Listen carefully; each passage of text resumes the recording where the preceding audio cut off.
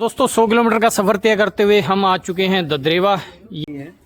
और यहाँ पे देखो रहने की 5 स्टार होटल है, रहने का भी कितना सुंदर है, सब कुछ बढ़िया है। सर ये होटल नहीं धर्मशाला है भक्तों के रुकने के लिए, और घर बैठे आपको मैं लाइव दर्शन करवा देता हूँ।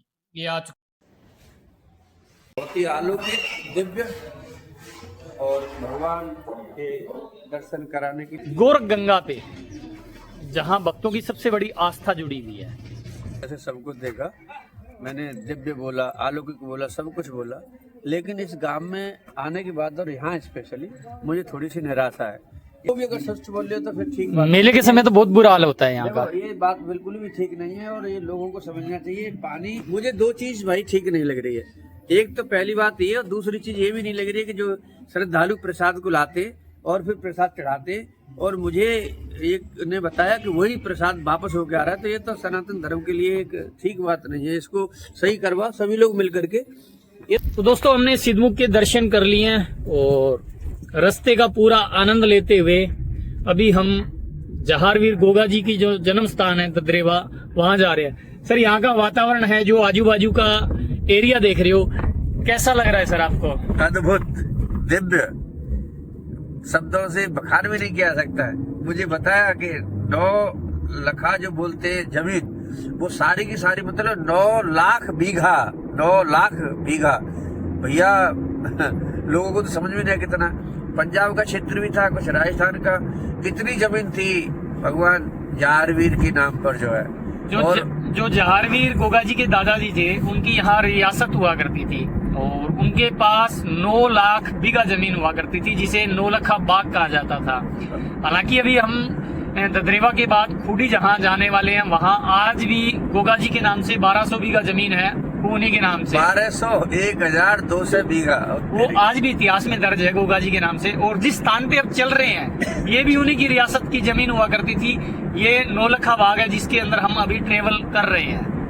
देखो जी, 9 लखा बाग में चल रहे हैं, तो कितना हम कितने मतलब कह सकते हैं भाग्यशाली हैं कि भगवान की जितनी संपत्ति या जितनी जमीन उसका भी देख रहे हैं, और साथ ही माता बाचल जी को जहाँ वरदान मिला जहारवीर होने का, जो माता बाचल के जो पुत्र हुए जहारवीर, मैंने वो स्थान भी देखा जहाँ पर उनको जो है आशीर्वाद दिया था। हम वहाँ से आ रहे हैं, उस स्थान को क्या बोलते हैं? सिद्धमुख। सिद्धमुख बोलते हैं। सिद्ध मतलब वहाँ से सिद्ध, और मुख मतलब वहाँ से। अब हम वहाँ जा रहे हैं जहाँ वो पैदा हुए। थैंक यू, नमस्कार। देखते रहिए हमारे भाई का चैनल, जी जान से मेहनत करते हैं, नेचुरल है, ऑनेस्ट है और ट्रांसपेरेंट है। मैंने इसके कहना चाहूँगा कि आप इनको सहयोग करें। थैंक यू दोस्तों 100 किलोमीटर का सफर तय करते हुए हम आ चुके हैं ददरेवा। ये यहाँ का मुख्य मंदिर गुरु गोरखनाथ का धूणा। चलिए ले चलता हूँ मैं आपको अंदर, और अंदर के दर्शन है वो मैं करवा देता हूँ।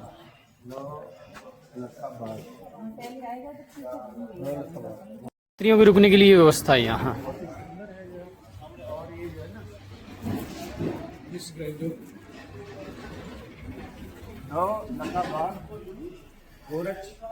तपोभूमि, तपोभूमि ददरेवा धाम श्री पठानी बाबा। बहुत ही देखिए साहब, कितना अद्भुत चीजें आज हमने देखी हैं। और यहाँ पे देखो रहने की 5 स्टार होटल है, रहने का भी कितना सुंदर है, सब कुछ बढ़िया है। सर ये होटल नहीं धर्मशाला है भक्तों के रुकने के लिए। चलिए दोस्तों मंदिर में प्रवेश करते हैं, और घर बैठे आपको मैं लाइव दर्शन करवा देता हूँ। ये आ चुका हूँ गोरख टीला मंदिर परिसर के अंदर, और बाल योगी कृष्णनाथ जी है दोस्तों, वो इस साइड खड़े हैं। पहले हम दर्शन कर लेते हैं और उसके बाद इनसे हम बातचीत करने वाले हैं।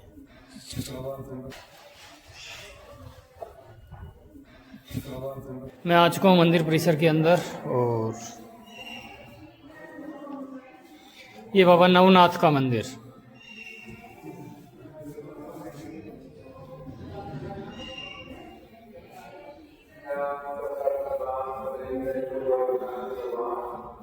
गुरु मच्छिंद्र नाथ।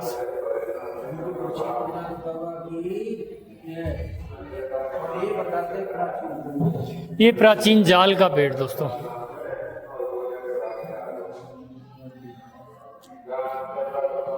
महायोगी गुरु गोरखनाथ के समय का ये पेड़ है। ऐसा बताते गुरु गोरखनाथ जी ने तपस्या की, घोर तपस्या की, और यहीं पर माता पाचन जी को आशीर्वाद दिया था और भगवान जहारवीर पैदा हुए। और ये गुरु गोरखनाथ का मुख्य मंदिर। बाबा की है।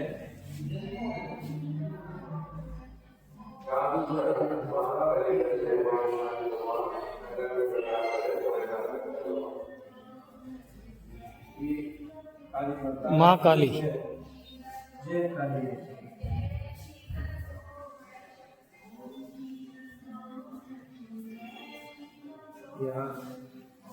मैनपुर नाथ जी।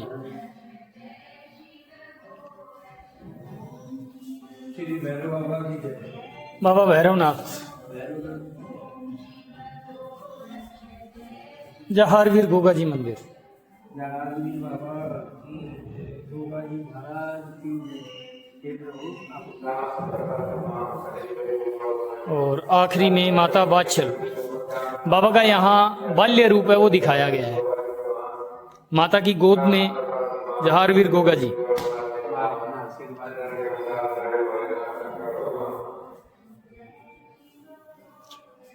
चलिए अब आपको ले चलते हैं उस धूणे पे जहां माता बादशल माता काछल को वरदान दिया गया। भव्य दिव्य आलोकित ये स्थान है, भव्य है, दिव्य है, आलोकित।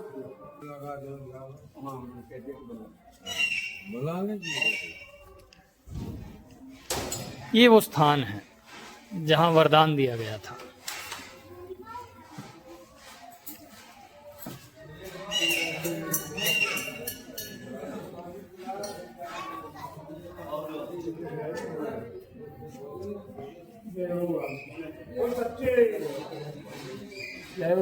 दोस्तों यही वो स्थान है जहां पहला वरदान दिया गया था माता बादशल को, जो माता काछल ले गई।